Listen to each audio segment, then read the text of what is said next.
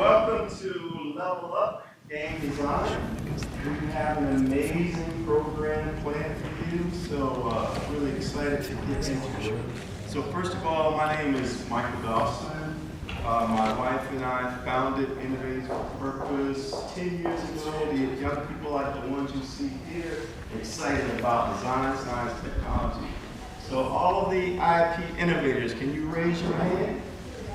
All right. Yeah. So we actually get young folks excited about design, science, and technology by working on problems that they really care about. And these are big societal issues. So we've worked on problems from addressing systemic racism after the George Floyd murder. And our latest initiative is around increasing representation in the AI ecosystem.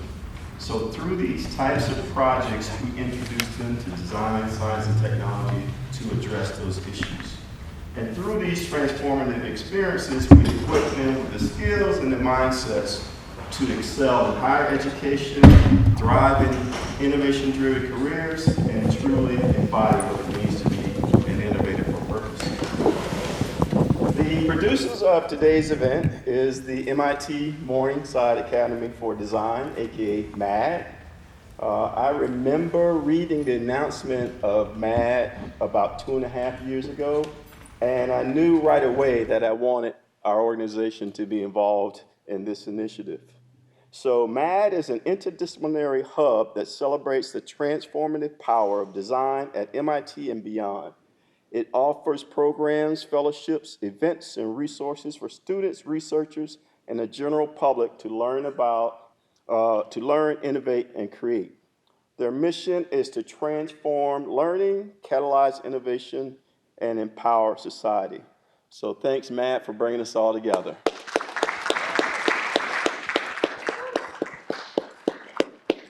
So today's event will consist of a panel followed by a Q&A. Following the panel, we will move, well, we're actually in the auditorium, so we're not gonna move. And then we're gonna do a workshop, and we're gonna have some delicious snacks. I've been promised that they are delicious. So the moderator for today's panel is Nebus Kitessa. Nebus is a senior at MIT.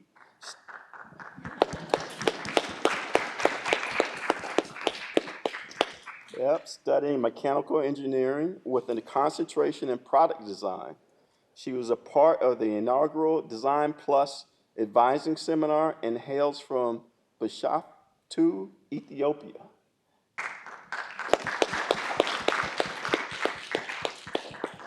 We have quite a few IP innovators from Ethiopia, so they look forward to meeting you after this event. So, all right. So without further ado, we'll turn it over to Nebus. All right, thank you very much for the kind introduction. So my name is Nebus. I'm a senior at MIT studying mechanical engineering and in concentration is product design. So I'm going to be leading the panel for today. Is mic right? So is the mic good? Okay. Did you turn the mic off? No. Should I? Okay.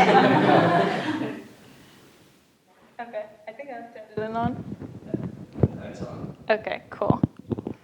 All right, welcome our panelists. Glad to meet you. I think I'm meeting all of you for the first time today, so I'm glad to meet you too. So if you can quickly introduce to our audience what your background is, and like shortly, and yeah. Okay, hi. I'm TL Taylor. I'm probably a little bit the outsider on this panel in that I'm not a game designer. I'm a sociologist. I'm a professor here at MIT, and I study games and game communities, and have done so for many decades now. Outside of my academic work, I co-founded an organization called AnyKey, which is focused on diversity and inclusion. I served on Twitch's Safety Advisory Council before they changed it recently, and I've done a lot in esports. So, but I'm a sociologist and do a lot of work around games and game communities.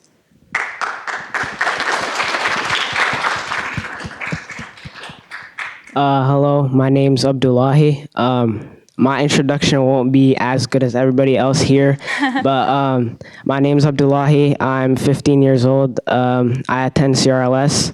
I joined IFP in 8th grade, so it's been 3 years in the program.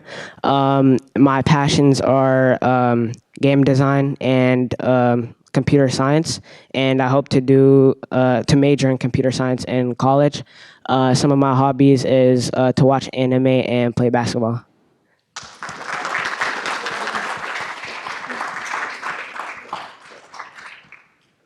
My name is Frank. I am Innovator for Purposes game design lead. Outside of that, I'm a tech consultant, and before that, I was a venture-backed tech startup VP of Engineering and CTO. Now applying my knowledge to teaching kids to code.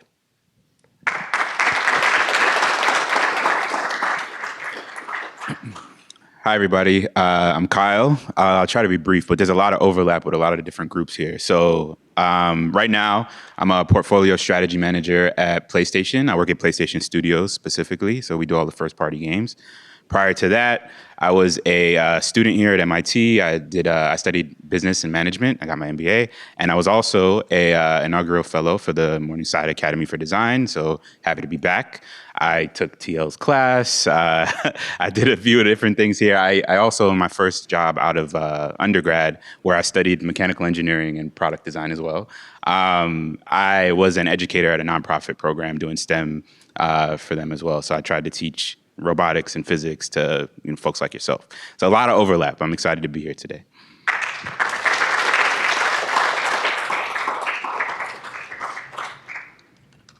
All right, very nice. So for the panel, if you're not sure already, we're focusing on game designers and producers, how they use identity and community to drive the popularity of games. So most of our questions will be based on that. So for the first at least 40 minutes or so, or 30 minutes or so, I'm going to be asking you questions. And for the last 10 minutes, it will be open for our audience. So you guys get to ask questions too. So for the first question, if you can talk about how you guys, especially if you're very into the game design, how you guys feel, what got you into gaming and what kept you there? Anyone who wants to answer can answer. Yes, I think it would be nice. So here, start. Is it on? Okay. So, wait, repeat the question, sorry. What got you into gaming and what kept you there? What's the motivation? So like as a kid and still now, I used to always play games, and to a certain point, I used to just play the game like as a consumer. And once I joined IFP, 8th grade year, I kind of like I saw gaming as like in a different perspective, basically. So like I used to like ask myself, like, for example, I'm playing a game and it has a storyline. Like, why did the developer choose this storyline and why not another? And yeah, that's basically what started it, and I'm still here. I can go next. So what brought me into gaming was prior to coming to MIT, I used to work at Google. I worked on search, and like my specialization there was in creative product development. So stuff that you guys would know would be doodles, like the art and games on the homepage. I think there's one running right now, like a popcorn multiplayer game, whatever. But I used to work on the team that developed that stuff. So that was specifically how I got into games. But coming into, here, I went to Sloan. The focus was on entertainment broadly, and then I kind of had to figure out why I wanted to, which part of it to get into. And games spoke the most to me because not only was it an opportunity to like blend the tech side more heavily into a creative space, but also like it's, really like a place where people invest a lot of time, and like I'm all about like meeting people where they are, and like I've been a lifelong player of games, so being able to focus in on something that like already attracts as much attention and investment from people. People spend hours playing games, so can we like use that time more wisely? That was largely the basis of my my research that I was doing with the Morningside Academy as well. I can go next. I think games have been a recurring source of comfort and community in my life, really unintentionally almost. started with my brother playing Super Mario 64, right, when we were like 5 years old. Continued on in high school. I went to boarding school where we would all get together and throw LAN parties and play Super Smash Brothers, build computers to play the old retro games as well, right? Install those old emulators. And most recently, almost 3 years ago now, Michael Dawson asked me to figure out a way to teach a 15-year-old how to program. Games ended up popping up again as the way to do it. I mentioned the lifelong journey because I'm not actually that much of a gamer. If you don't put me in a situation with people to play with, I will not pick up a game that much. I'm not a big cell phone gamer. So I think it's important to note that you can just drop right in and have a good time and leave for a couple of years and come right back. I came to gaming, of course, I'd played games throughout my life to some degree. I came to gaming because my early work was on early virtual worlds in the 90s, and eventually those people I was studying moved to gaming worlds, and so I thought, oh, I'll check those out. And what I found, and the reason I've done gaming now for a few decades, is I just think some of our most important cultural and critical conversations happen in games long before they come to the mainstream kind of awareness. There's so much creativity, social innovation, technological innovation, and just really important questions. I love the vibrancy of game culture, and so I've just continued to find it to be a place where I have a lot of questions and still a lot of things to be explored and answered. Interesting. So yeah, actually, you guys mentioned very interesting points in there because I'm also not a gamer. So for me to think about, so my next question is about like what does community and diversity mean to you in gaming? I know Frank, you were mentioning I would not pick a game if you don't put me with other people. So like, how does that mean like community and diversity in gaming for you? For sure. I like that we have a sociologist on our panel because to me, games are such a social thing. They're an extension of us as people.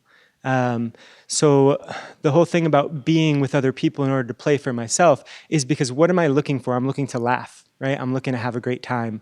I'm looking to talk with other people, have reasons to interact with folks, build relationships over time, over several positive interactions. So that's so much of the value add for me. When that's there, I'm about it. I'm there. I'm playing anything you want me to play. I've played Animal Crossing. I've played Call of Duty. I've played it all, right? But if that's not there, it starts looking like a really different instrument, which I'm going to defer talking about a little bit because it's about storytelling. It's about personal development and all those sort of things. Yeah, others can answer this question too. So I think for what we do, like community and diversity, two different things. I think like on the community side for us, there's a type of experience that we're trying to communicate through the games that we deliver. Historically at PlayStation, we've done a lot of like single player narrative, big budget AAA games, and that has been very story driven, and that's attracted an audience that's been interested in that. And then you can imagine that like that can propagate beyond games as well. So we make TV shows and movies and that sort of stuff now, and all of the chatter around that builds the community and audience that lives beyond what the actual product is. And I think that's very intentional on our end. We like to foster that. On the diversity side, I think that like what attracts people to what it is that we do is they see themselves in some of the work that we're doing, or they see a resonant sort of like experience that they can relate to or learn something from, live vicariously through. So that's a piece of it. And then in the actual like play experience of it all, and why I think games are different than movies and TV, it feels more personally connected in that you have agency and control, and like you're able to fully put yourself in the shoes of whatever the character is or whatever the experience that you're doing. So that all of those things are signals that go into our like search process, development process, why we greenlight things, why we don't, things that we might decide to pass on because it's a community aspect that we don't want to be associated with. Like, and historically, like I know TL knows as well, like multiplayer stuff, it could go left, it could go right. Like, so some things like that, we got to be very sensitive about which parts you want to participate in. And I don't know, there's a lot there. I think the community aspect is something that's like very foundational to a game, whether you designed it in or not. So it makes sense to take a second to think about it on the front end. I think it's really a sign how far we've come that we understand games can be the site of community. When I first started researching them, you really had to convince people that something meaningful was happening in these places, that people were connected to others, that they identified with a group, that there was a sense sometimes of collective action and identity, and that was powerful. And so I love that we've come to a place where, yeah, gaming is very mainstream now. Probably many of us have had some experience of community. It's also not just online communities, it's the communities we create when we're sitting on a sofa playing together, as with, you're at your house and you're playing Smash with your friends and relatives. So for me, the community side of it has always been part of what makes it so vibrant and so dynamic. I think the diversity question is another really interesting one. Forgive me for being a little critical about the industry, but I would say gaming has long been very diverse in terms of its player base, but largely many players have gone ignored and neglected by the industry. And we're now starting to get to a place where women, people of color, LGBTQ folks are actually getting recognized. They've always been there. They've always been an important part of game culture. So we're now starting to get to a place where the industry is paying notice and taking that seriously and thinking a lot about not just representation, but what does it mean to actually create spaces that are meant for a wide range of people, that you're not playing in spite of the game, which has been a long historical problem. So I'm hopeful on both these counts in some sense. So you guys all brought up really good points. Something that I'd like to add on is, so like community has like over the years in games changed. Like in the beginning of like game design, like people who used to make games, for example, Tetris, it was mostly games that you weren't able to access the fan base, like the other people who play the game, unless you like talk to them about the game. But nowadays, you're able to like connect with people inside the game and play with them, yeah. So, One thing onto that. yes. We mentioned diversity there and a diverse player base. I think it's half the puzzle, of course, have different people talking about these things and playing them. The other half to me is what story specifically you're trying to tell.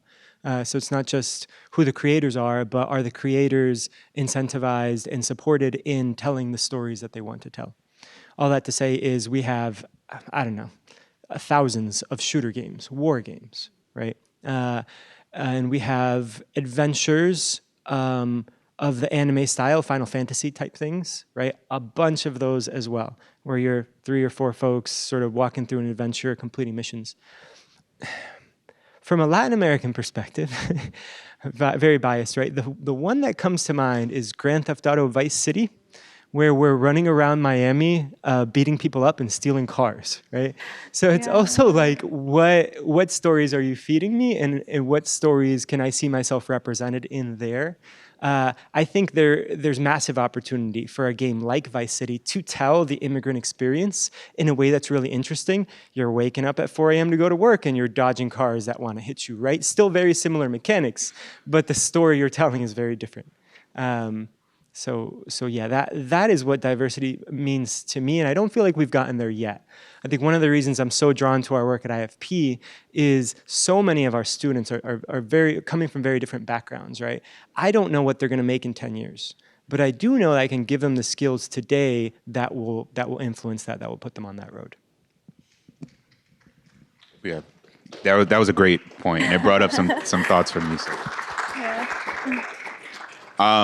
I'll add to that as well, both of what your comments were, by saying I'll use a couple examples, right? So and I won't just talk about games that PlayStation has made, I promise, but we launched Helldivers 2, which is a shooty army game, right? You shoot bugs and aliens and robots. However, like the community aspect to that game was really interesting, because one of the things that we allowed was we let the sort of player base dictate the narrative of that game. So actions that you take in the game informs what the development studio might put in, the next weekly update of the game. And I don't know if you guys have seen the chatter around this, but basically how it works is like, you conquer a planet and now there's a whole narrative and story about how that planet is under attack, and like, you got to rally people to come back and convince your friends to come play. So that's a really unique thing that I haven't seen a lot of across the industry, and I think that like this moment in time now is where stuff like that is possible because the head of the studio is, on Twitter or whatever it is, and like speaking directly to the player base about like, hey, do you guys want this or do you want that? And like that can show up in game almost in real time. So I think that's a really unique community piece. And then as far as like the storytelling side goes, totally agree. Not enough sort of like diversity of experiences, certainly in player character perspectives. I think like expression has got a lot better. So like if you're playing multiplayer games, for example, you can do a lot more to make yourself look a certain way or like present a certain way in game, which is great. But I think like the crafted story piece, there's still a lot of room for including different types of stories, which we certainly try to do. It's to speak to the Latin American experience. Like we had the Spider-Man game prior to the last one that came out. So we had Spider-Man 2 come out most recently, and before that was Spider-Man Miles Morales, who he's a Puerto Rican, his parents are Puerto Rican, saying he's from New York, so like that's a very specific type of New York experience that's different than, white Peter Parker experience, so it's important for us to talk about that. And I'm just excited to have the opportunity to like platform more things like that.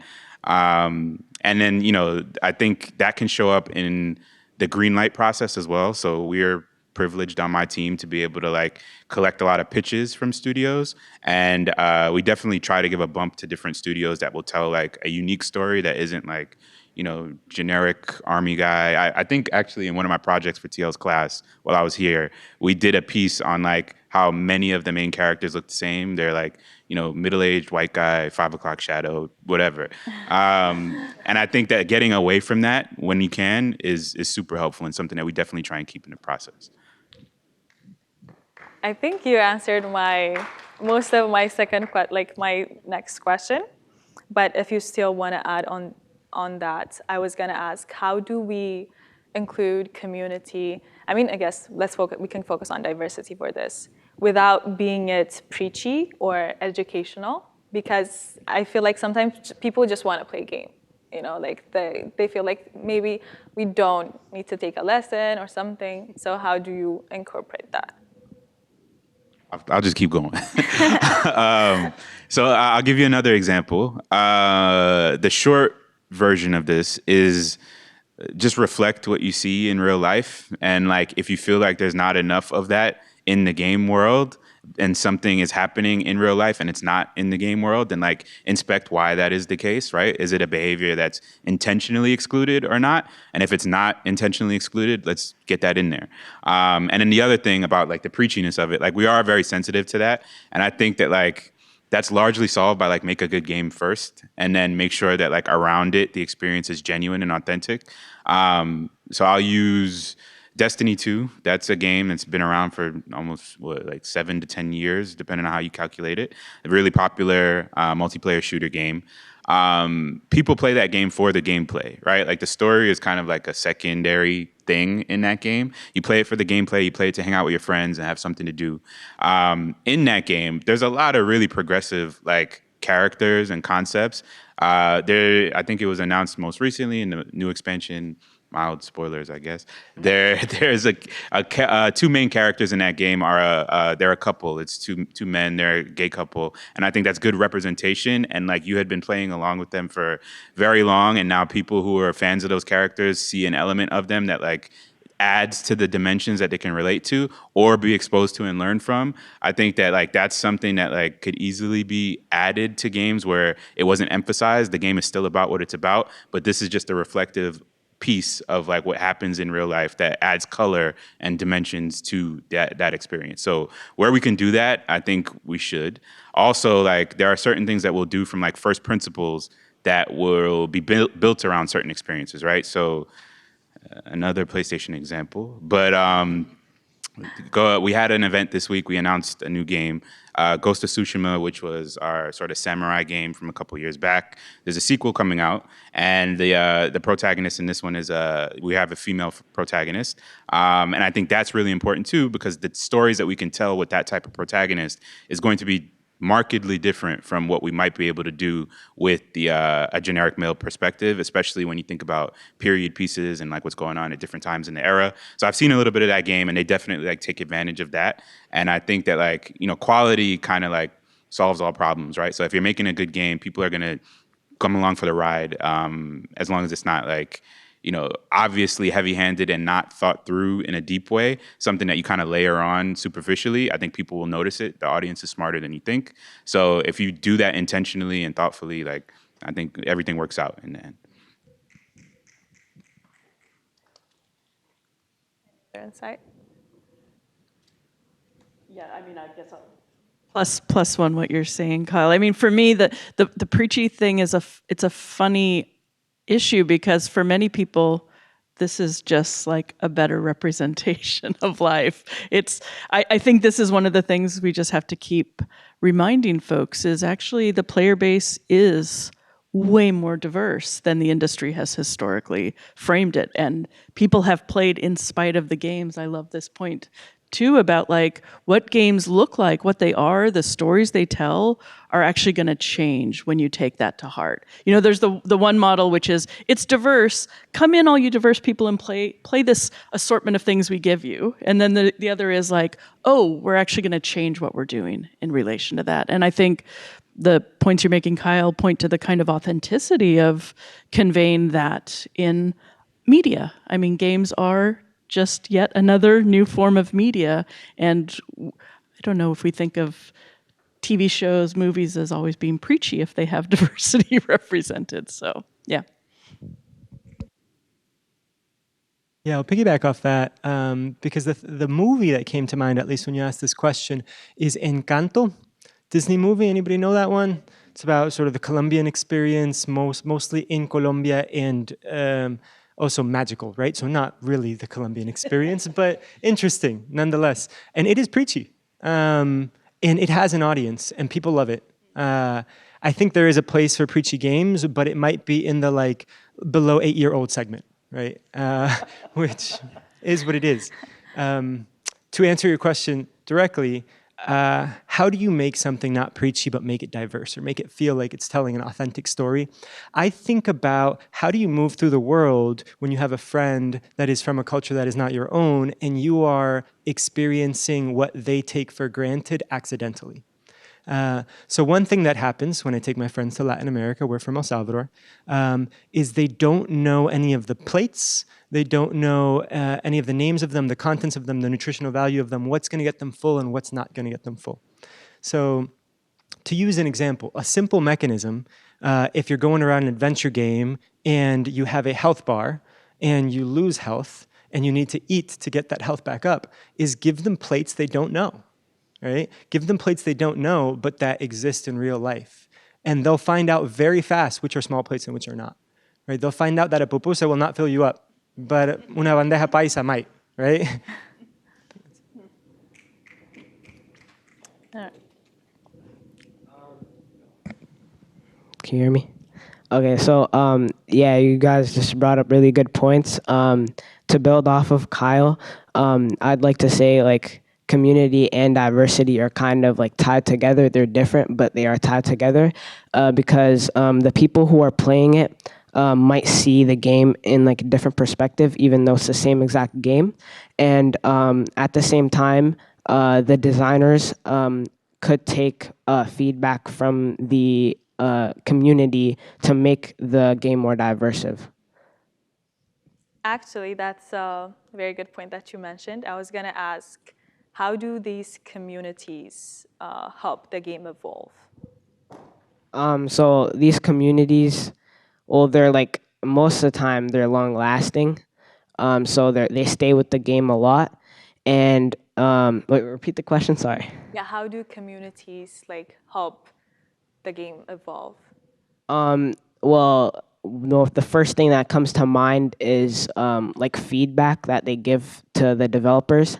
So like the community could play the game and maybe see something wrong with it or something they might want to add. And so like one of the good things, I guess, about having a community or like a fan base behind a game is that the game will basically, it will stay longer because the community will make it more relevant by adding the things that they want to add to it.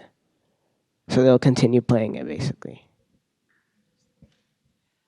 One of the things I love about game culture is the power of communities to constantly iterate and expand beyond what the designers ever intended. And some of the most profound, both social and technical innovation comes from players and player communities. So I tend to think, and I don't mean to do a disservice to the kind of creative work designers bring to things, but I actually think of gaming as a very co-creative space.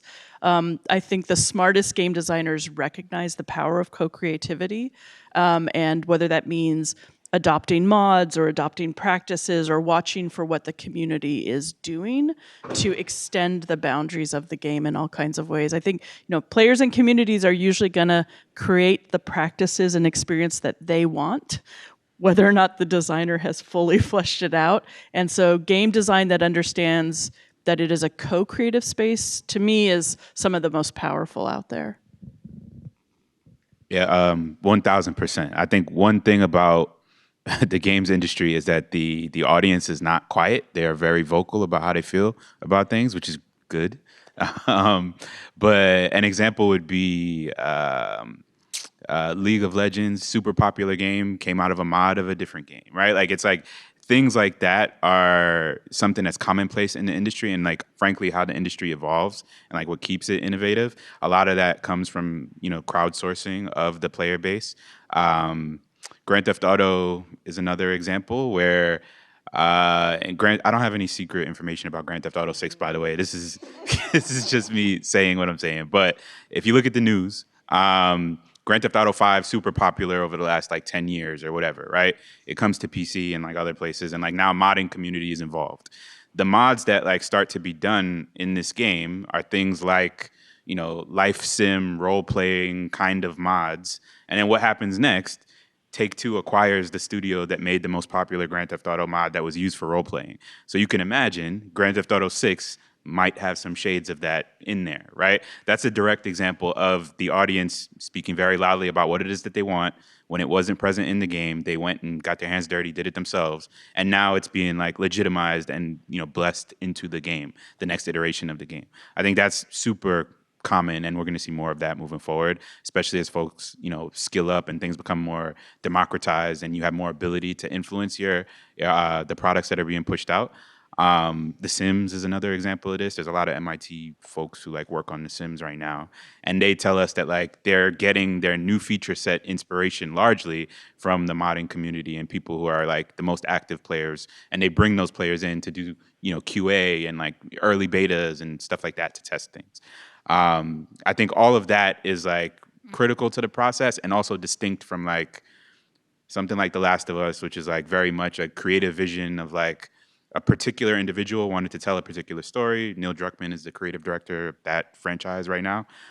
He wanted to do a specific thing, and I think the misconception is that people think that most games are that, where it's like a person is driving a singular vision forward, but most games are not that. Like that's like a rarity, frankly, and most games are more like these other things that I was talking about, where it's like we put it out there. Is it fun? Is there people that want to play? What do those people want next? Is kind of how the approach has been in my experience.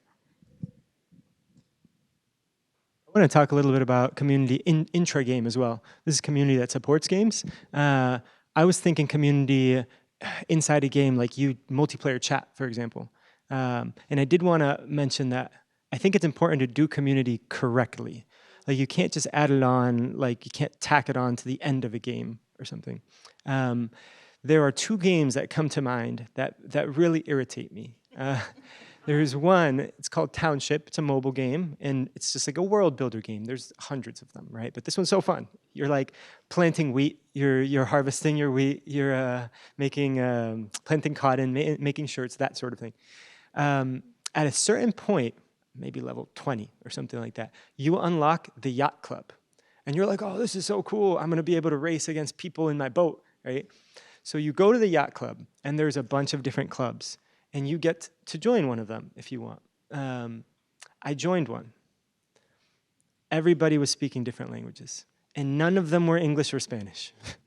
So I couldn't communicate with anybody, right? And then I would write in the languages that I know. Anybody want to trade resources, right? So I can get to the next level to whatever. Nobody understood, nobody could respond. After a while, they decided they didn't want me and they kicked me out. They kicked me out of my yacht club, right? Why do you play games? You play games to compete, to collaborate with folks, both of which are a way to feel potentially less lonely, more connected to people, right?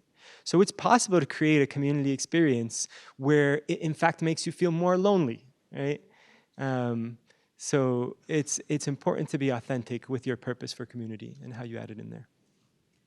I'd love to build on that because I think it's such a timely point in general about what companies often do. They stage up platforms, they stage up spaces, and they don't realize if you invite people in, you have to attend to them.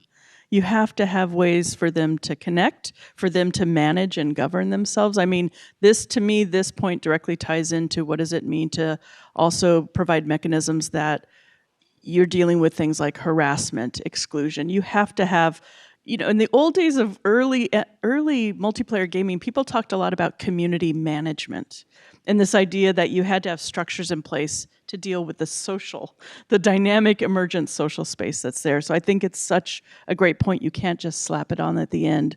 And I would amplify that by saying I think anybody who's interested in doing game design should be thinking about the social innovation that players are bringing to the space and attending to it. It's not just watching, are they producing mods, but are they creating new structures of play? Are they creating new structures of interaction? And that can be both for good and bad.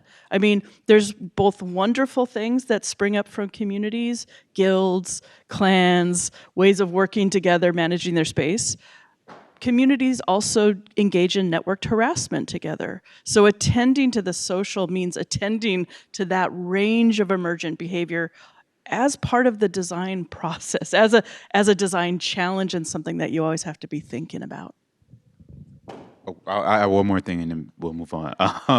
To speak to design elements specifically, if you look at a game like Call of Duty, right? Like I don't know how many of y'all play, but like if you've been in like a lobby for Call of Duty, it might not be the best like thing for your mental health, or it might not be the most socially healthy thing. So what happens next is like a lot of people will, auto mute the entire chat or not join the voice chat, which is a very common thing, right? However, that's a key part of the game experience where you're doing a team-based game mode. So how do you like solve for that? Then you have to implement like design decisions in the process that can like facilitate some of those features, replicate those features rather, and instead of using voice. So now I'm starting to think about things like, you guys are a little bit younger, so you might not know this, but like first-person shooters didn't always have like a ping system, so you couldn't always point out things and mark them for people on the map. Sometimes that was a thing that had to be verbally communicated, and before that, you had to do even more weird things like, we're gonna jump on top of this thing so you know what to do when I'm jumping in its place. Like there was more stuff like that. So now, as a designer, you might want to think about including things like a ping system or like emotes to mean a certain thing. Like, all right, here's an emote that we're going to use when I want resources or if I have extra resources. Valorant does this, right? You can buy for other players, right? Like, how do you communicate that stuff without your voice? On the design side, I think you have a lot of tools in the toolbox that can address that if you take the time to think about it in advance. If you think about community and social and like all of these things as a part of what your game is going to create beyond the actual specific gameplay experience, then you can start to, preempt some of these problems might come up later. Okay. Thank you very much. I think we can now open it to the audience if you have questions. You can raise your hands and I'll select you. Over the course of your gaming experience, what has been your favorite?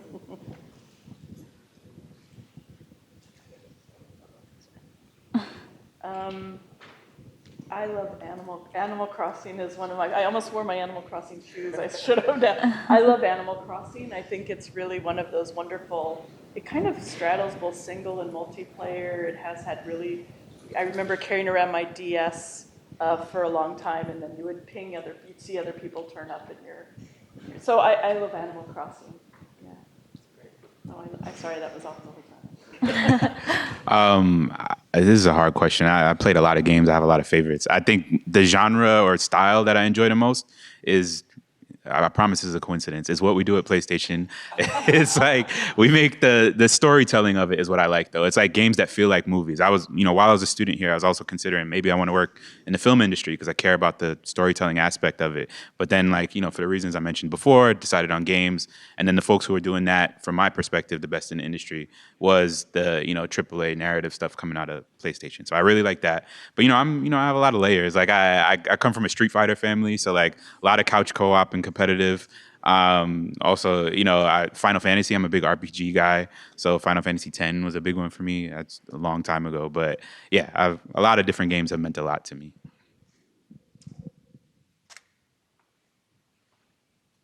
I have a lot of favorite games, to be honest. But the most recent one is Clash Royale. I like the genre of games I do like is like strategy games. I like to play with my friends and try to like find like the best strategy to win, or like what characters to use to beat a person who's stronger than me. And that's why I like Clash Royale. I have 4 that I want to mention, but I'm not a gamer, right? I got 5. Different categories. I want to start probably with community, since that is the topic of this panel. Pokemon Go, summer of 2016, is undefeated, right? Like, I was still living in Central America at the time, and it's beautiful down there, 75 degrees all the time. I was in Guatemala City. And we would just walk endlessly through all the parks with groups of friends and just be, catching. Oh, what do you have? Oh, nice. Just like a great social experience that was also like physical exercise, right? They had me walking. That was awesome. And accessible to all. It's on a phone. From a aesthetics, soundtrack, storytelling perspective, Yoshi's Island, the original. Y'all remember that one? Very vivid colors, flowers, sort of that dance back and forth, a soundtrack that is still stuck in my head 20 years later, 25, however long. One I am excited to try, although it's not a new game. It Takes Two. That one. So I also wanted to mention this in the context of community, because community isn't necessarily 5 people. It isn't necessarily 1,000 people, right? It could be 2 people. It could be just you and your best friend. It could be you and your partner. It could be you and a parent. It Takes Two. The premise is that there are 2 parents and a child, and the parents get turned into cardboard dolls. And in order to turn themselves back into human, they have to solve a series of puzzles. But they have to play it as a 2-player co-op. There's no way to solve it without that. So you're forced to sort of play with somebody else, get along, collaborate, move through that. Right? When you spend a lot of time with somebody, you could need something to do. And then the last one, what do we got? We got Yoshi's Island. Yeah, It Takes Two. I'm going to leave it there because I forgot number 4.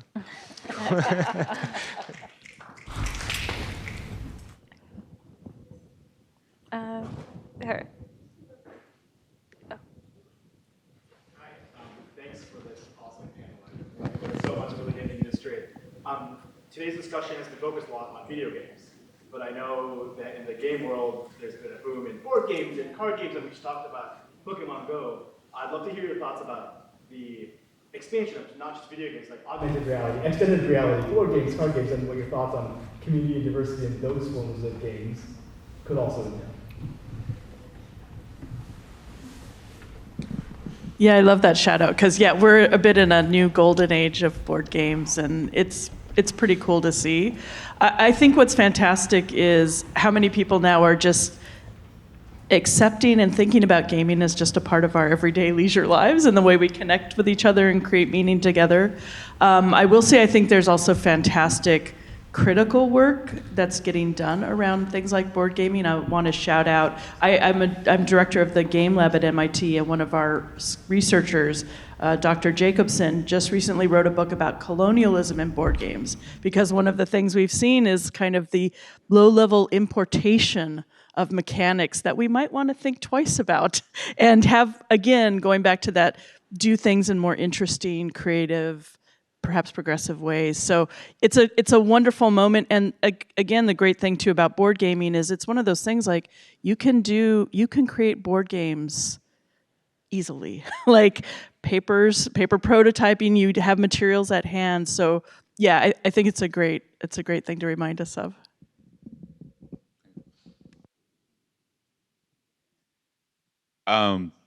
So I'm a daily Marvel Snap player, which is a card game on mobile. But because I'm a daily player of that game, it also means I'm a participant in the whole YouTube ecosystem of content creators who like talk about every card that comes out and what the dominant strategies are and like all of this sort of stuff. So I think that community aspect is something that like has been under leveraged kind of in game design up until this point. And I think that moving forward, we're going to see a lot more of that. So that's a great call out with your question. Games are being designed now, kind of what I implied earlier with the Helldivers thing, but they're being designed now such that like the audience is expected to react in real time and expected to do this co-development process with the game studio.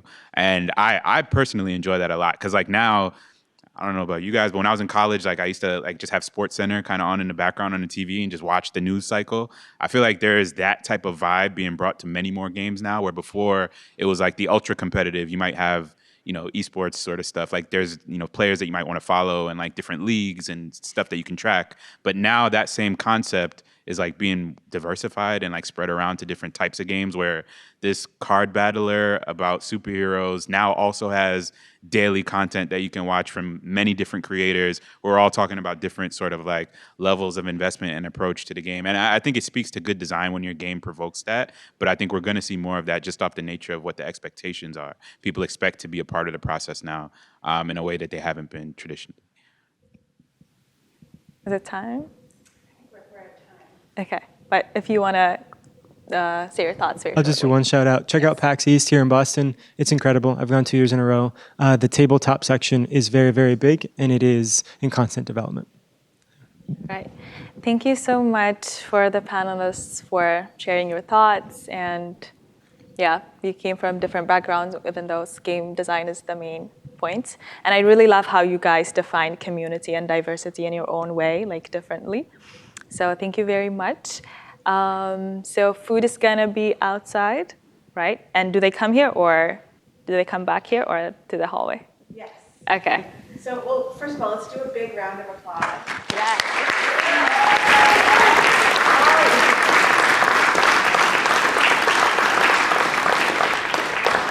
And a big round of applause for our moderators.